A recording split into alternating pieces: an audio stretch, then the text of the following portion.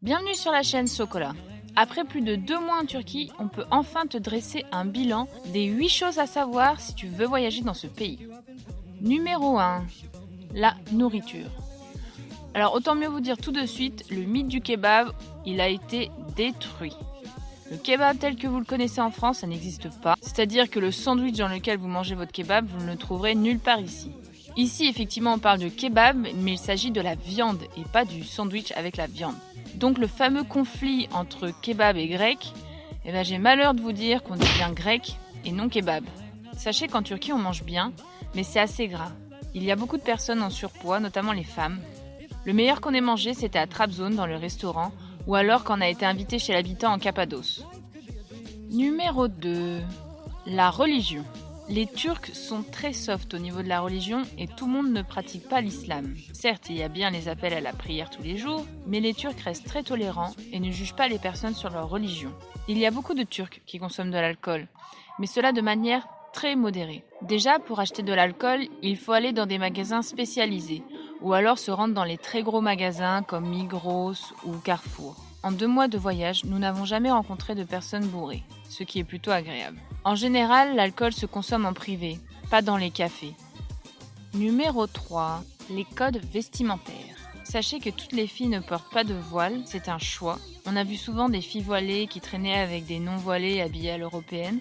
C'est très cosmopolite, surtout à Istanbul. Donc vous, les filles, si vous allez en Turquie, vous n'êtes pas obligées de porter le voile. Sauf dans les mosquées, mais en général, ils fournissent des voiles à l'entrée des mosquées. La seule règle à respecter quand on est une fille est de ne pas s'habiller en mini-jupe ou mini-short avec un décolleté plongeant. Les touristes russes, ici, le font beaucoup et elles sont assez mal vues par la population. De même, pour un garçon, c'est très mal vu de porter un débardeur avec un short. Il faut respecter une certaine pudeur dans ce pays, mais si vous venez hors saison comme nous, il n'y a aucun problème.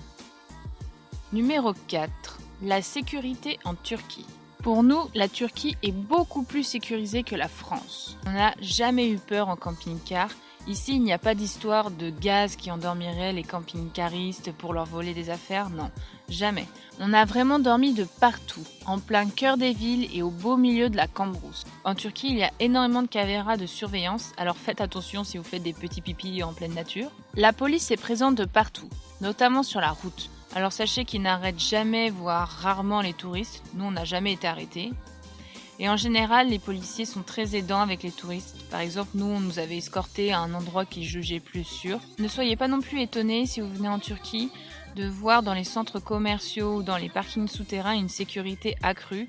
Par exemple, du moment que vous rentrez dans un bâtiment, que ce soit un musée, un mall, vous aurez forcément un portique de sécurité. De même, si vous allez dans un parking souterrain, ils vont ouvrir votre voiture, regarder ce qu'il y a dedans, regarder avec des miroirs sur votre voiture. Il y a eu pas mal d'attentats en Turquie et donc du coup, ils sont très vigilants avec ça. Mais malgré tout, pour nous, la Turquie est le pays des bisounours, dû à son niveau de sécurité et à la gentillesse de sa population. Bien sûr, quand vous regardez la télévision turque, vous avez l'impression que la Turquie est un pays dangereux. Alors certes, il existe des endroits risqués, comme de partout dans le monde. Cependant, cette surprésence de l'insécurité dans les médias est seulement là pour créer un sentiment de peur, pour contrôler la population et justifier une présence policière énorme, comme dans presque tous les pays du monde actuellement. Numéro 5. La politique en Turquie. Alors sachez que vous pouvez parler politique avec les Turcs, mais de manière privée, c'est-à-dire que vous n'allez pas parler de la politique dans un bar ou en plein milieu de la rue où tout le monde peut vous écouter. On vous conseille d'attendre de voir le bord politique de la personne avant d'avoir un débat.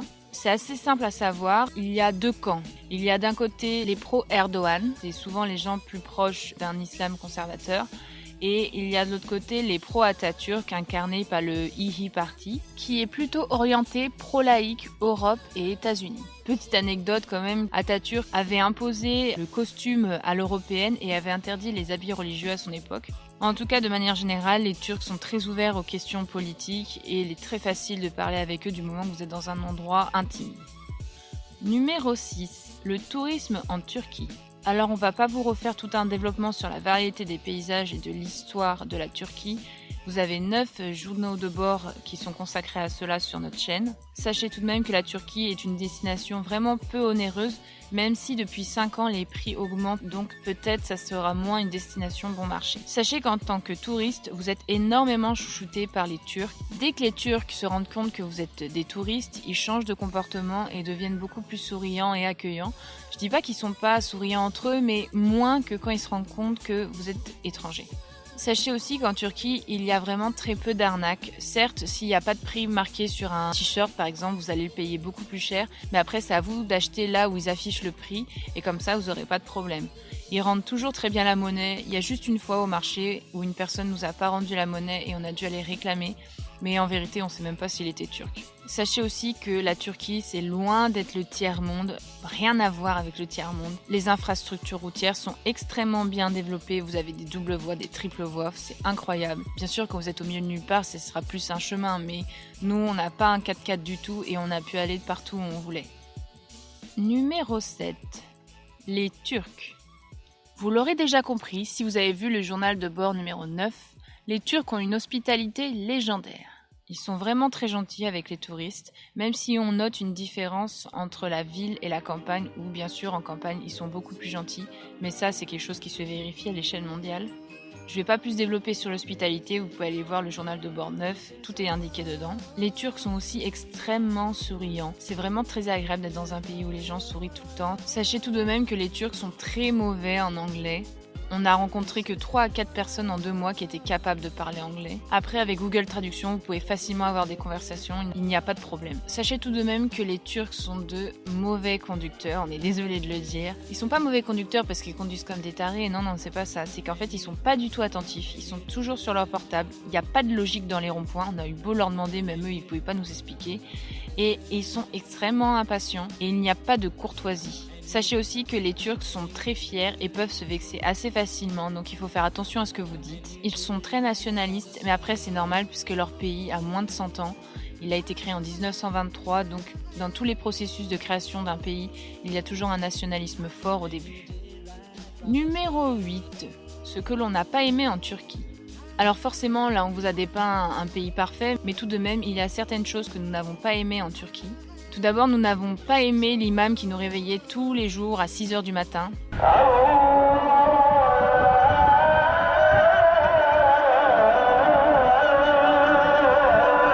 Alors au début, ils nous dérangeaient pas du tout parce qu'après avoir été au Sénégal où ils oubliaient le CD, où l'imam criait toute la journée dedans, franchement quand on est arrivé en Turquie, on trouvait ça super bien fait, aucun problème. Mais au bout de 2 mois, on commençait vraiment à en avoir marre d'être réveillé le matin. On n'a pas aimé aussi le fromage, alors ça c'est vraiment un problème de français. Si vous aimez le fromage frais, vous pouvez en trouver au marché, mais ce que vous trouvez au supermarché, c'est vraiment pas bon. Et enfin, ce qui nous a le plus dérangé, c'est le manque de liberté d'expression pour faire nos reportages. On n'avait vraiment pas envie de finir en tôle, donc du coup, on ne pouvait pas aller et poser les questions qu'on voulait dans certains endroits. Ça nous a beaucoup dérangé, c'est pour ça qu'il y aura peu de reportages sur la Turquie, parce qu'on tient à notre liberté quand même. Voilà, c'est la fin de cette vidéo. On espère qu'elle t'aura appris certaines choses sur la Turquie que tu n'avais pas pu apprendre dans nos journaux de bord. Nous t'invitons à t'abonner à la chaîne pour découvrir de nouveaux pays. Nous sommes maintenant en Géorgie et nous allons bientôt te faire découvrir ce pays dont la majorité des gens pensent qu'il n'existe qu'aux États-Unis.